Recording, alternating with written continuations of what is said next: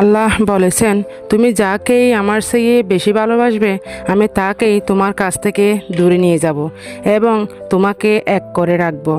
তিনি আরও বলেছেন, কখনো বলবে না আমি তাকে ছাড়া বাঁচব না, তবে আমি তাকে ছাড়াই তোমাকে বাঁচাবো এবং পেছনের অনুগত সব আবেগ কেড়ে নিয়ে তোমাকে দিব্যি সামনের দিকে নিয়ে যাব।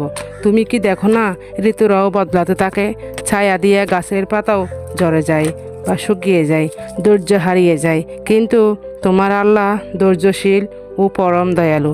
সেই ঝরে যাওয়া পাতার ডাল থেকেই আবার সবুজ পাতা গজায়। তুমি কি দেখো না তোমার আল্লাহর এই নিদর্শন? যে মানুষটাকে তুমি নিজের অংশ ভাবতে, সেই মানুষটাই একদিন অচেনা হয়ে যায়, তোমার মন ভেঙে যায়, এমনকি তোমার বন্ধু শত্রুতে পরিণত হয়, আর শত্রু খানিক সময় পরে পরিণত হয় বন্ধুতে। যে মানুষটাকে নিজের জীবনের চেয়েও বেশি ভালোবাসতে, সেও প্রতারণা করে। তবে তুমি কে আল্লাহর বিমুখ হয়ে মানুষকে ভরসা করো?